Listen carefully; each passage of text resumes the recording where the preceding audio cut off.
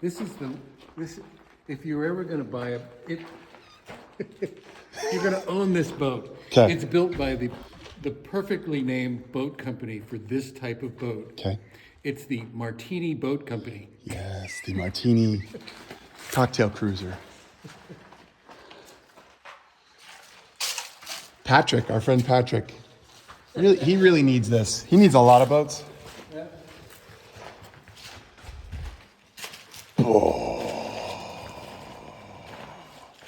So this is generation number 1 of the Eggemoggin 47. Yeah. So When we saw that in the water, that's when I was saying. No, you didn't see this one in the water. What did I saw an You saw Eggemoggin? Generation 2. Okay. White boat? Yeah. Yeah. Which is the same as the one in there. Yeah, okay. Right. So you can see the difference in the keel shape between generation 1 and generation 2. Mm-hmm. And then what we also did was we powered up the rig a little bit more, gave it a different rudder to sort of match the keel. And where the cockpit coamings you can see come way out to the edge, we brought those inboard a little bit more to, they would just bump out a little bit from the line of the cabin. And it made it for a prettier boat, I think. Yeah. Although this boat is gorgeous in the water. Yeah. It's one of my favorites. There's a, in the automotive world, they'll talk about it looks fast standing still. Yeah. Right. I mean, that's what's going on here. Yeah.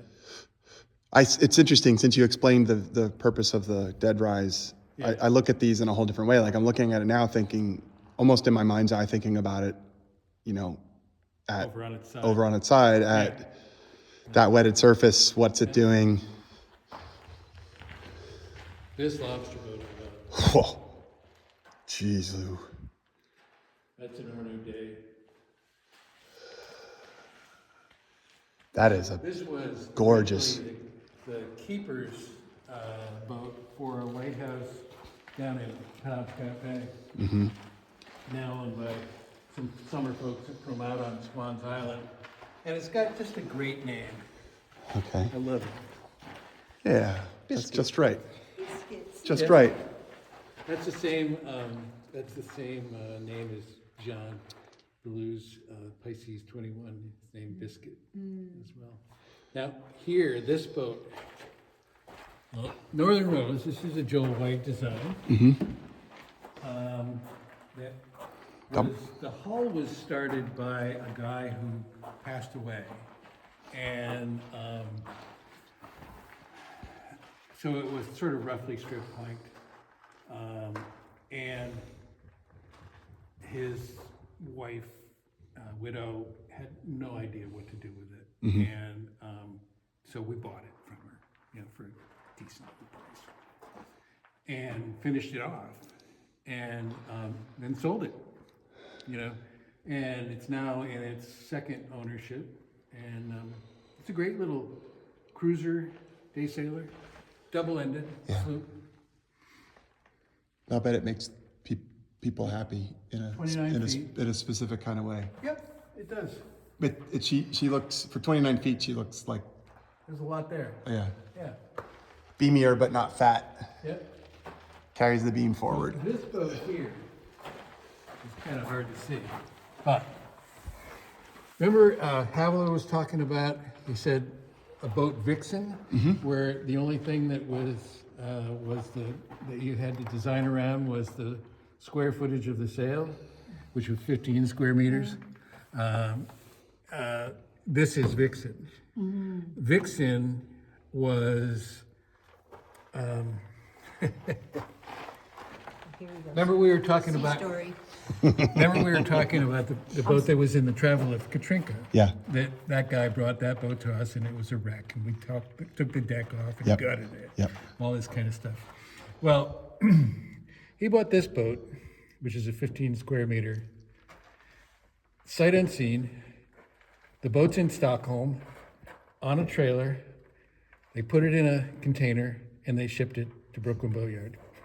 So you opened up a present. We opened up the present, and then we did our thing Yeah. on it. Yeah. And and she is a rocket ship. Really? Yeah. Beauty. I mean, You need to look that way. okay. The transom is like the size of my hand. Oh, okay. Yeah. Oh, that angle did not do it justice. Yeah. So this long overhang with Yeah. that basically that short water line, but Yeah. 15 square meters of sail. Probably like you need a nap after you sail it. I don't know. A really interesting story is this boat was built in England, okay, and it knocked around there for the longest time. And the way that it ended up in Sweden was in a race called the Uffe Fox Challenge. Uffe Fox is a yacht designer, and so it was a race from England to Sweden. So these three crazy Brits sailed this boat. They sailed across the channel to the Kiel Canal, and then they go through the Kiel Canal, and then they go up to Sweden from there. So there's three of them on this boat, and it's not really in that great a condition. So their motto was, what was it? They're three guys, one to sleep, one to sail, one to bail. And they won. Yeah. You know, one of This- those crazy Brit things, you know. Yeah. Probably, ex-military guys. Right. Like, They're let's go do this. either like Yeah. late 20s or ex-military or both. Right. But she is a rocket ship, Wow. and so pretty in the water. Yeah. And she sits right off our dock. And so when you get down there in the morning, when it's one of those calm mornings, and you see the absolute mirror shape of her in the water, Yeah. it's just like, oh yeah. BISCUIT's finish is Beauty, huh? so nice. Yeah, we've been working hard on it for a couple of years since he got it, and it's really starting to pay off now.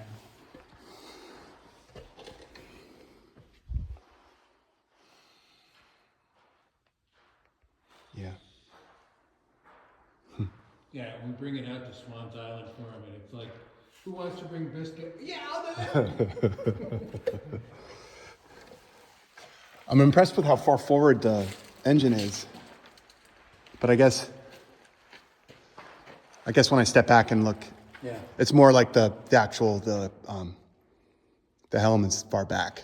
Yeah. Not so much that the engine's far forward.